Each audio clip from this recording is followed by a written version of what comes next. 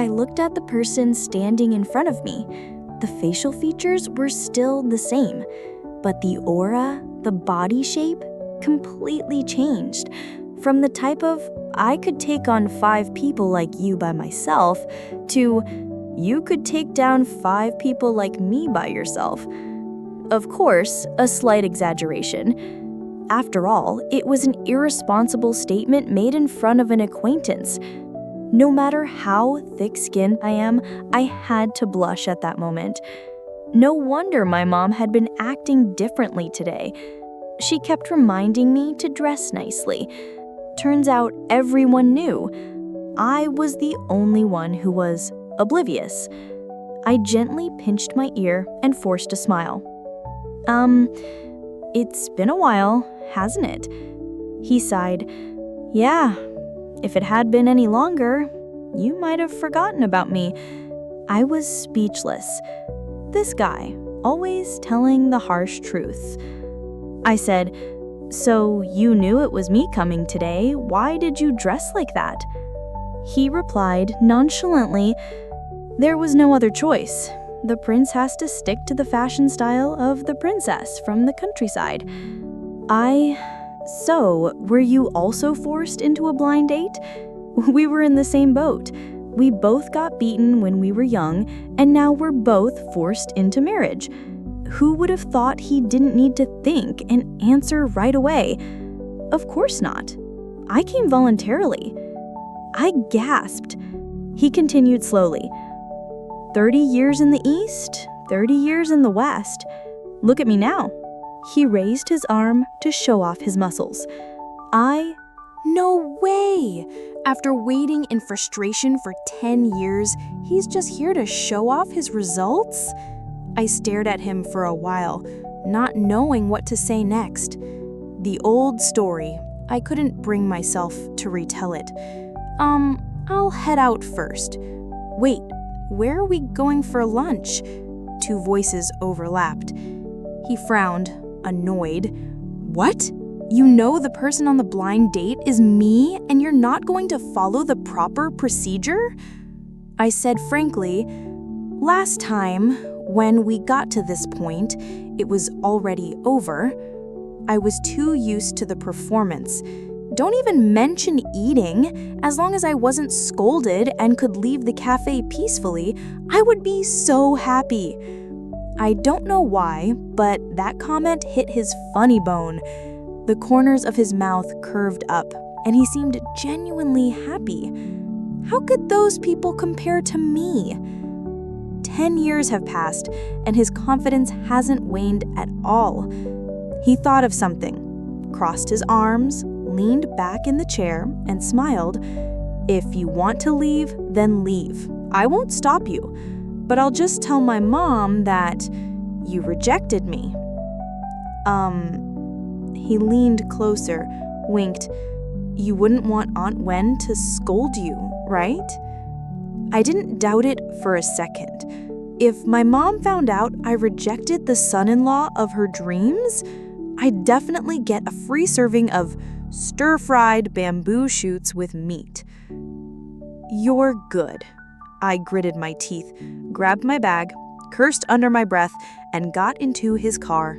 If I had known how things would turn out, I would rather have let my mom beat me than go to lunch with him. After we had Japanese food, he took me back to my doorstep. As soon as we arrived, both of our phones rang at the same time. The voices of Aunt Chen and my mom echoed through the air. Chen Huai-ji, do you want to die? Dressing like that and going out? Song Shi-wei, do you want to die? What are you wearing? We both turned around simultaneously and saw the same shocked expression in each other's eyes. Aunt Chen and my mom continued, Let's see if I don't beat the 2 of you when I get home. I traced the series of teasing messages and mockery from my friends and finally understood the cause. It turned out that my lunch with Chen Huai-ji had been secretly filmed and posted on a short video platform. In just a few hours, the likes surpassed 1 million. In the video, the two of us were walking toward his glaring yellow convertible. I was so full I felt like vomiting, and he was wearing shoes that didn't fit. Under the dazzling lights, his shiny yellow Chelsea boots and my tight red Wangzai shirt were clearly visible. Full HD, no filters. In the last few seconds of the video, they even zoomed in on both of our faces. The comments went wild. Ha ha ha ha ha ha ha, this is so funny. In this day and age, if you don't have enough spirit, you can't keep up. Expensive car, good-looking guy and girl, cool, perfect combo. Why didn't you invite me to join? Is it because I'm not enough crazy? A country bumpkin like me wonders how I even ended up watching such a stylish video. Has the outside world developed this much?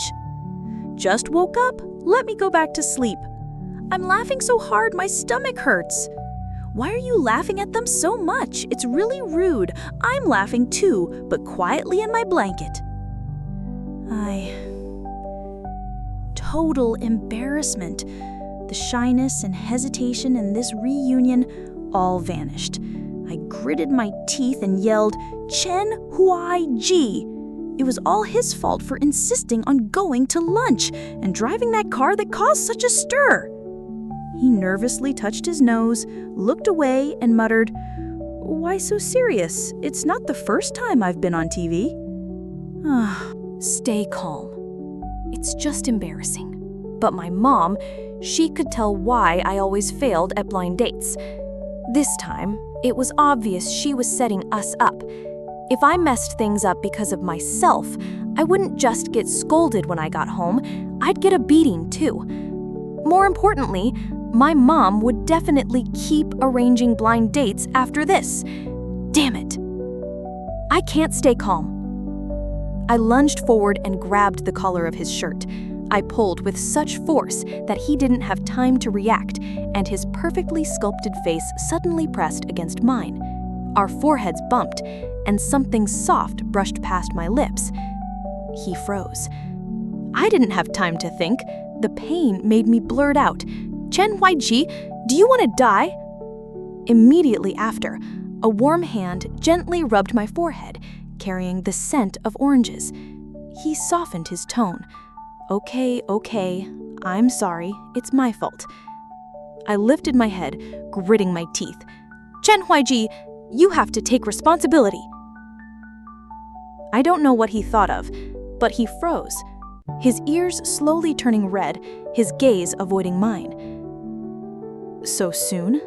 Can I?" I punched him. "Soon? You're asking too much." "No responsibility." I said calmly, "Just go tell them that you rejected me. I'm old enough, I can't get beaten anymore." As for explaining things to Aunt Chen, he'd have to take care of that himself. He immediately turned from red to pale, then back to green. Disappointed and angry, he looked just like a pufferfish. "So, you want me to be the one to take the blame?" I'd rather die than let him off the hook. I looked him up and down, calm. "Now you're thick-skinned and tough. You can handle the beating." He chuckled coldly. "Songshi Wei, you're as dumb as a pig. There was a better way. Like, we could say, we're just trying to date." "If you want to say that, fine. That way, I won't have to go on blind dates anymore, and we'll have some peace." I muttered, "Of course, you're the one who proposed it. Don't act like I forced you later." He rubbed his temples, his eyes twitching. "What do you mean by later?" I laughed coldly. I followed the script Chen Yzi gave me to report to my mom. I successfully avoided disaster. My mom smiled brightly, saying that she had known for a long time that something must have been going on between me and him. There was no trace left of the person who a few hours ago had wanted to make me into thinly sliced stir-fried bamboo shoots. It was probably because Chen YG was so pleased with himself that he softened her heart. That night, I tossed and turned, unable to fall asleep. Wandering around online, I found a quote that perfectly matched my mood, so I copied it and posted a status on WeChat. True romance isn't about riding in a convertible, but about sitting in the back of an electric scooter, the wind blowing so hard that you lean your head back just to hear me speak. To be fair, I envied everyone who knew how to drive. With my near-crippled driving skills, my mom says I'm only fit to ride an electric scooter now. Just as I posted it, not even 2 seconds passed, and a red dot appeared on the screen showing a comment. It was from Chen YG. Then, because you weren't wearing a helmet, the two of you got chased by traffic police on motorcycles, fined 60 yuan. This mouth of his, even if offered to be used for temple prayers, would be rejected for bad karma. The next day, I was woken up by the doorbell, which sounded like Chen Huaiji's ghostly summons. He rang the bell as if he were saving someone's life. Fortunately, this floor only had 2 apartments. Aside from mine, the other one had been bought by someone I didn't know, but it hadn't been occupied for a long time. I gave a blank expression. It better be something important. He wrapped an apron around his waist, cleared his throat with dramatic flair. I'm here to wake you up for breakfast. Aunt Wen said you've been eating irregularly. My mum asked me to take better care of you. I couldn't refuse. Fine. After graduation, I moved out to live alone. With the money I earned from drawing comics, I bought a 3-bedroom apartment. I paid for the windows, and the rest was all thanks to my parents. Living alone was indeed a freedom. Eat during the day, sleep at night, draw whenever I felt like it. As a full-time comic artist, my schedule was a complete mess, which was normal. I was lazy and didn't know how to cook. Except for the days when my mum would visit unexpectedly to check on me, I'd pretend to fill the fridge with vegetables. The rest of the time, it was all takeout. No matter how good the food was, eating too much got boring. I asked, "Where are we eating?" "My place." He stepped aside, revealing the door to the apartment across from mine, wide open. The interior design was simple, modern. Clearly, he had just moved in. I looked at him with suspicion in my voice. "That place across from mine is yours?" He nodded. "What a coincidence, huh? I just found out both our apartments are in the same building. No particular reason, just that the place has good feng shui. It's quiet, not too crowded, and close to the beach. So many houses, but I still think this one is the best. Guess we have the same taste in picking homes." I was just asking casually, but this guy had turned into a real estate sales agent. I've never heard him talk this much before. I suspected his cooking skills would make even a dog not want to eat. He then told me I had a dog's eye for people. That sounds familiar, doesn't it? The soup in the kitchen was ready, and he told me to sit and wait while he brought it out. On the table was a full spread: braised shrimp, braised ribs, chestnut braised chicken, stir-fried beef with cilantro, stir-fried broccoli, stir-fried Chinese cabbage, sour and spicy lotus root, dry-fried long beans. Each dish looked appetizing, with rich, savory aromas. He brought out a bowl of pork trotter soup and placed it in the center. I was surprised. "Is it New Year today? Or are you planning to get married?" He raised an eyebrow, his tone filled with unpredictable implications. 30 years in the East, 30 years in the West. Then, another revenge after 10 years of build-up. I had planned to catch him out, but when I tasted it, it was unexpectedly good. He looked at me with a smug expression, like he was saying, "See, how does it feel?" I deliberately dragged out my words, pretending to be indifferent. "Is that all?" He was at a loss for words, like a peacock whose tail feathers had been plucked. deeply wounded. I tried to suppress my laughter. Sorry, I just couldn't resist his smug expression. Chen Huaizhi took care of me to the point of being a bit much. He wouldn't let me order takeout. He told me I was old enough to take care of my health. I said, "Listen to me, thank you." Every mealtime, the doorbell at my place would ring, more on time than any delivery service. 3 meals a day, never missing a single one. He made me adjust my daily routine. If it wasn't for his cooking skills, I would have beaten him a long time ago. I also felt bad for not paying him, so I tried to give him money. He immediately darkened his face, telling me I was insulting his dignity. Wonderful. At first, I was very polite. "Thank you. Sorry for the trouble. Sorry, I feel bad." But his personality was so weird. He'd get mad if I was too polite. If I said thank you, he'd tease me a dozen times. Later, I changed my approach. "Chen Huaizhi, is the food ready? Chen Huaizhi, it's time to eat. Chen Huaizhi, tomorrow I want cocoa chicken wings." And so on. Gradually, we became more and more in sync, as if we had never been apart for 10 years. No matter how long we went without contact, we were still us. 17.1.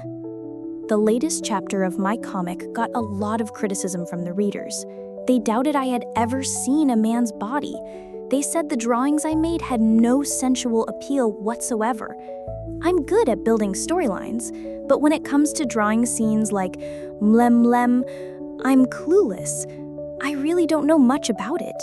Since I needed to start a new chapter, I thought about hiring a male model, observing up close for inspiration. For some reason, a name popped into my head. I cursed myself for going downhill morally, but couldn't resist listening to my logic. After all, his body now was worth it.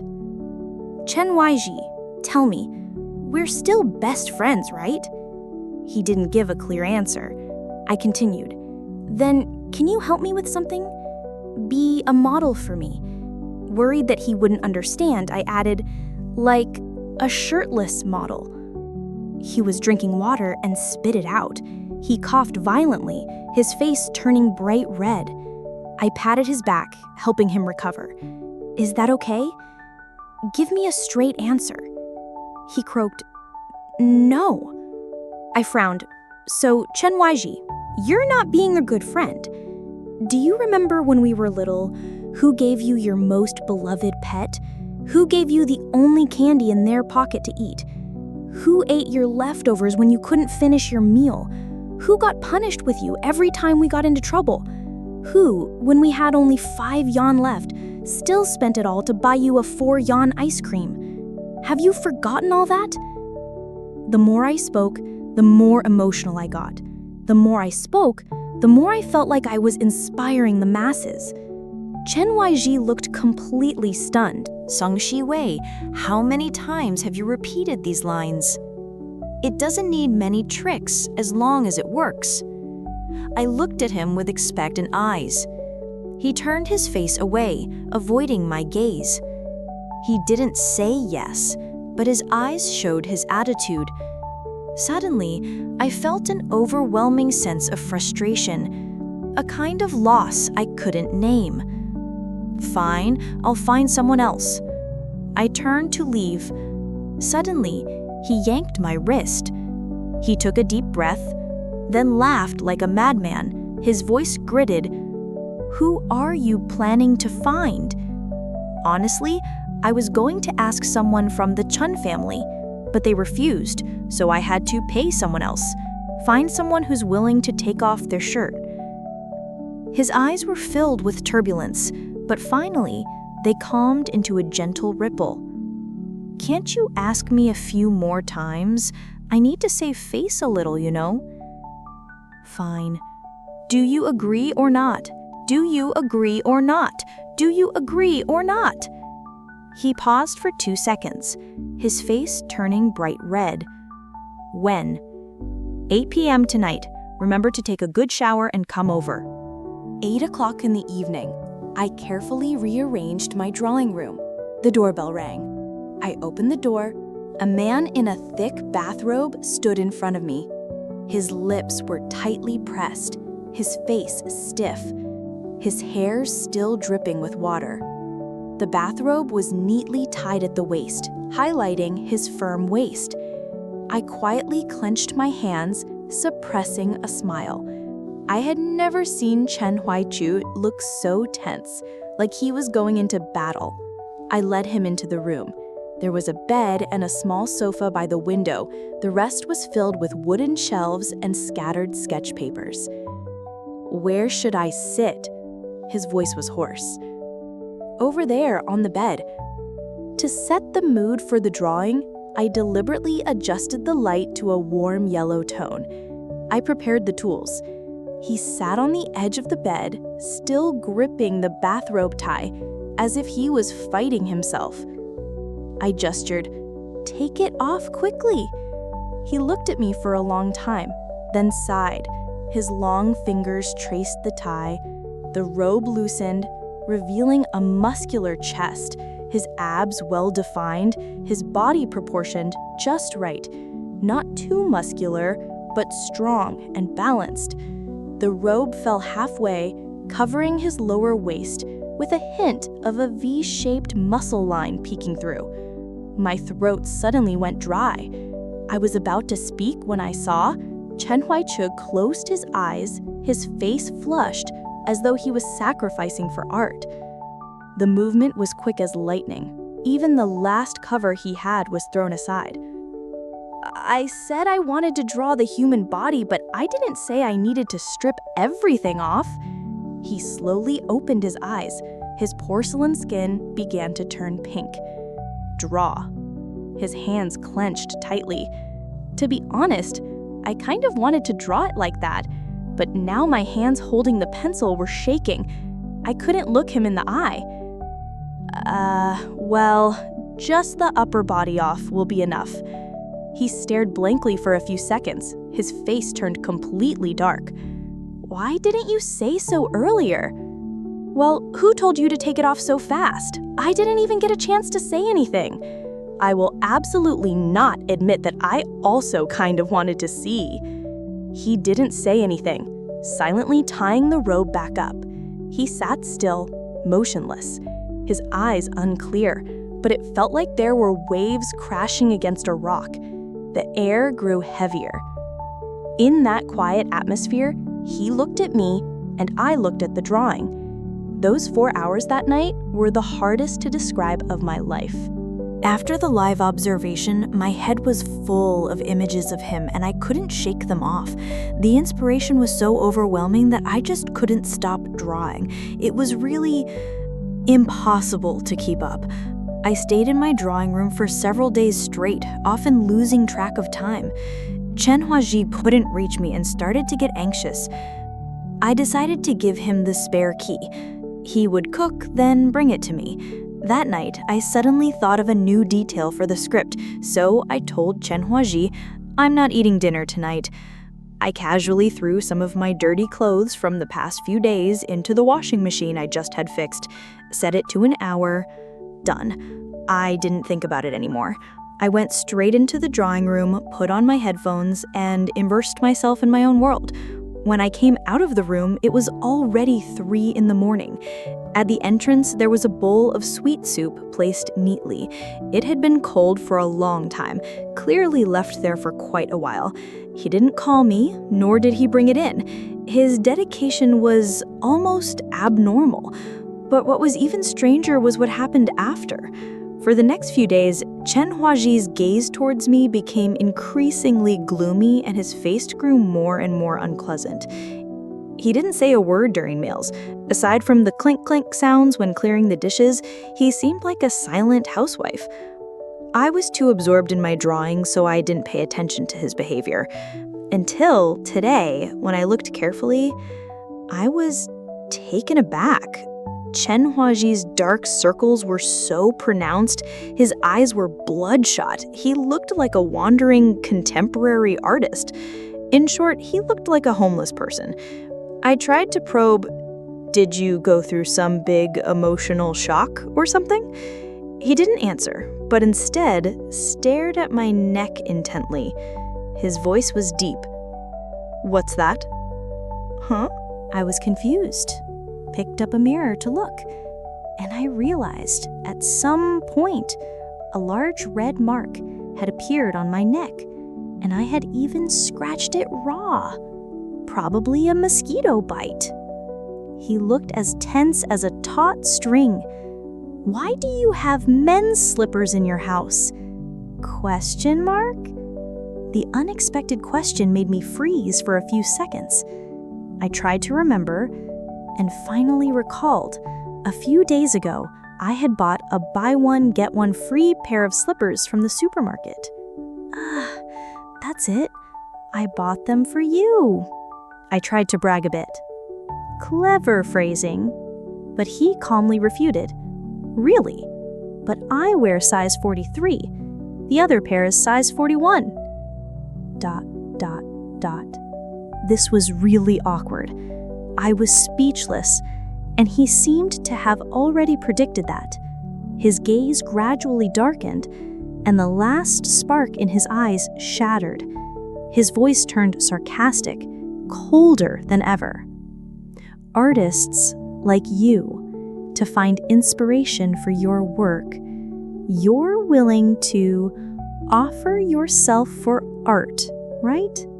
I shrugged. I don't know about others, but as for me, I'd offer my life to draw through the night. You get out. He suddenly cut me off. He laughed coldly. His eyes had no tears, but his gaze seemed to shatter in just a second. It felt like a newlywed wife discovering her husband's infidelity on the second day after the wedding. I whispered, "But this is my house." He interrupted. "Fine, I'll go." His back turned sharply, as if glancing at me one more time would be a waste. What was going on? It was just asking him to model.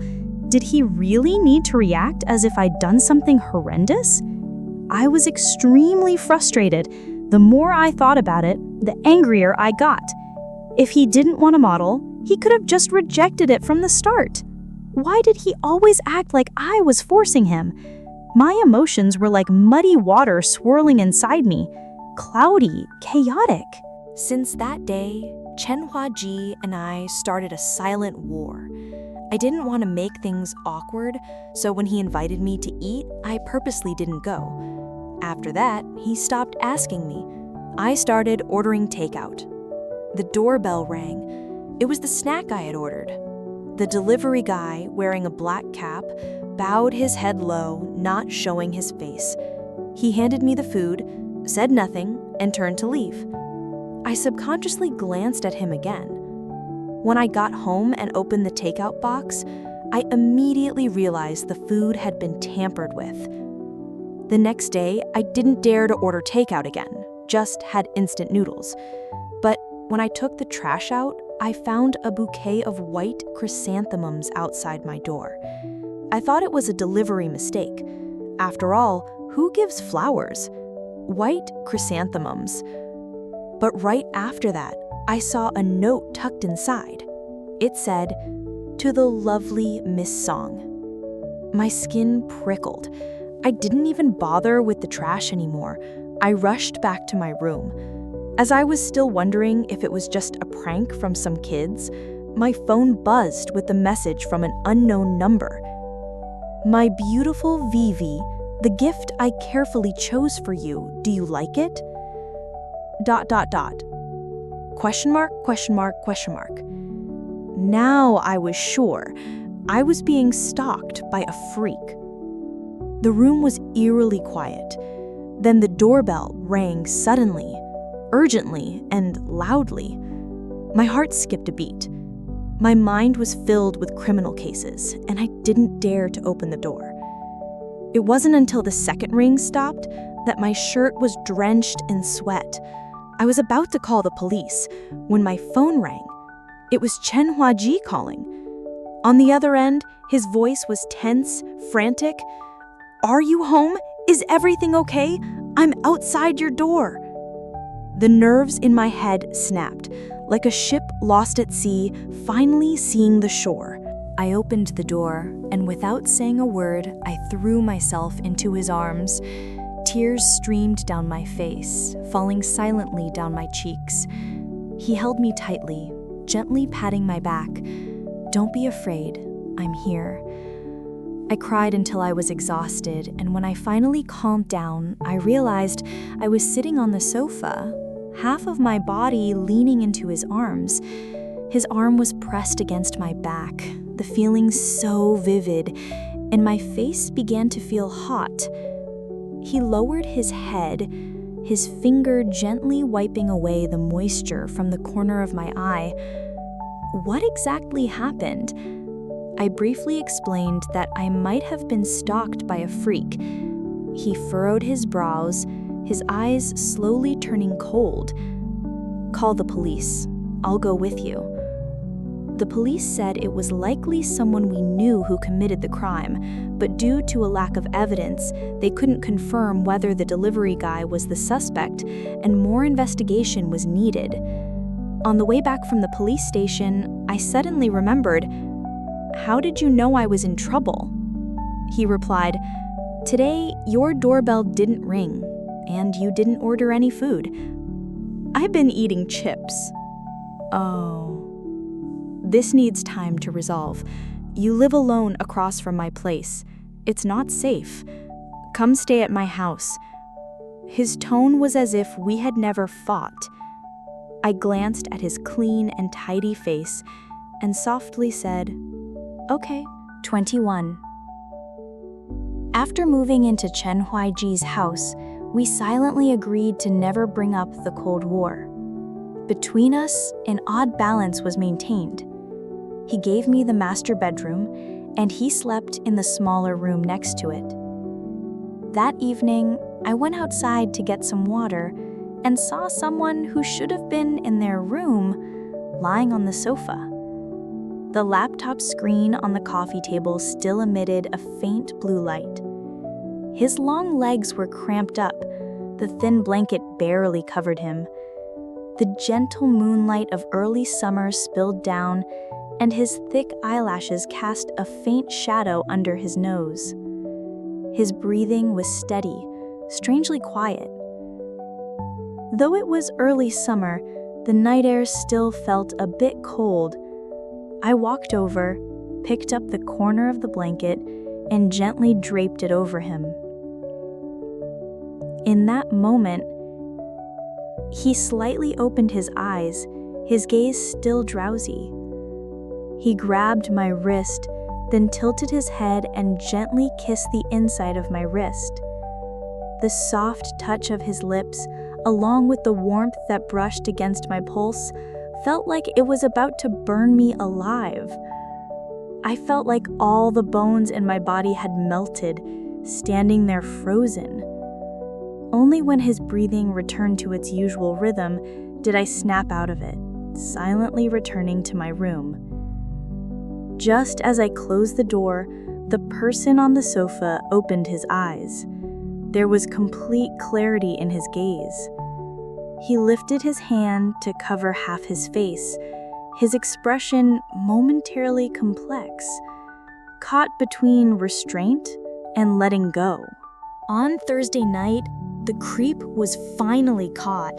Once again, he tried to place a bouquet of white chrysanthemums in front of my door, but was caught by Chen Huizi on the spot.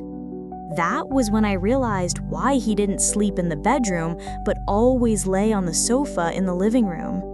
I almost forgot, he studied computer science. Sleeping near the door made it convenient for catching people. The result left me stunned. It turned out to be a previous blind date of mine. When he was escorted to the police station by Chen Huizi, his face was bruised and swollen, and he even had 2 of his front teeth broken. The police asked what had happened. He glanced at Chen Huizi, trembling all over. Chen Huizi smirked coldly. "Why are you looking at me?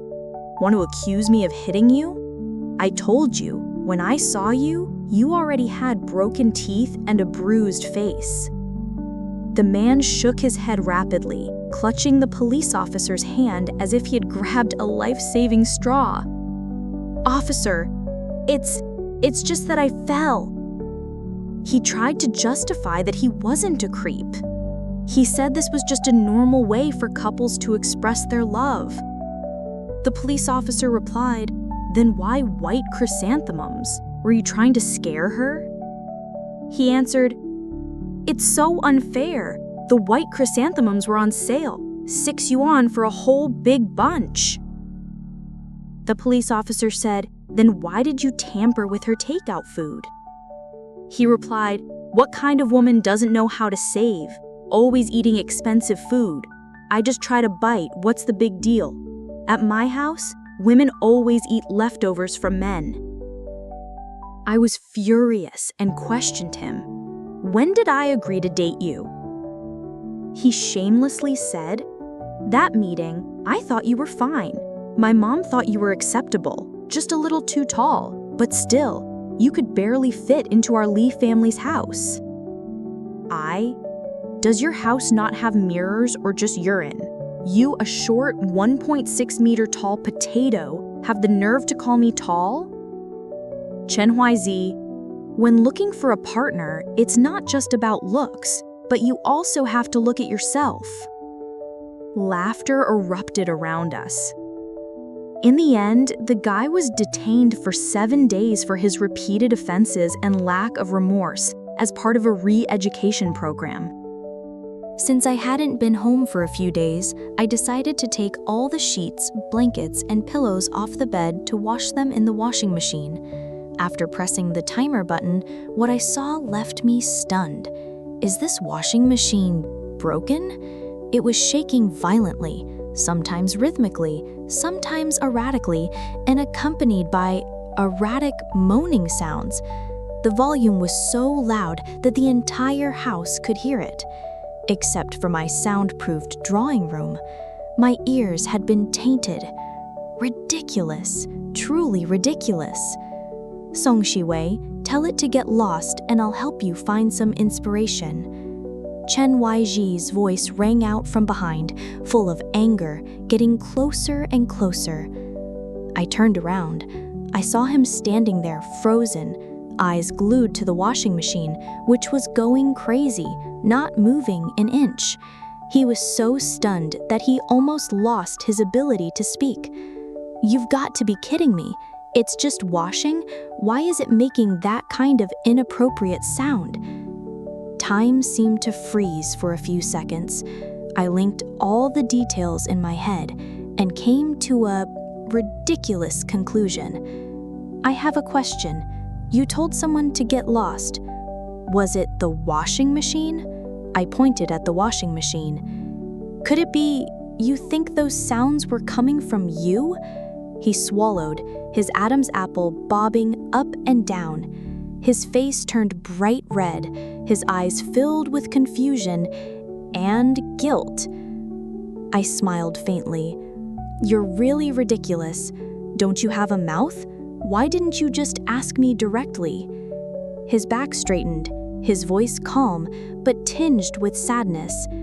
"If you say you don't need me, what am I supposed to do? Clearly, you're very good at fishing for compliments, but you still refuse to marry."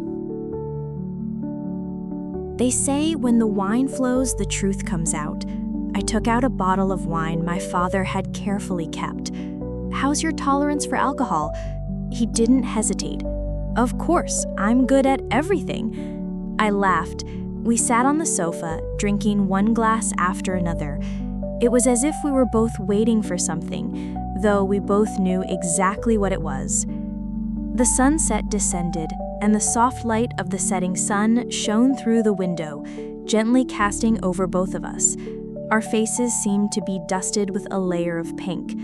The wine made his lips glisten more, and his gaze became dreamy and seductive. I suddenly leaned in close, so close that our breaths mingled. You said you would marry me, so why did you change your mind? I had always wanted to know the reason from back then. He bit his lip, his voice soft and filled with a trace of frustration.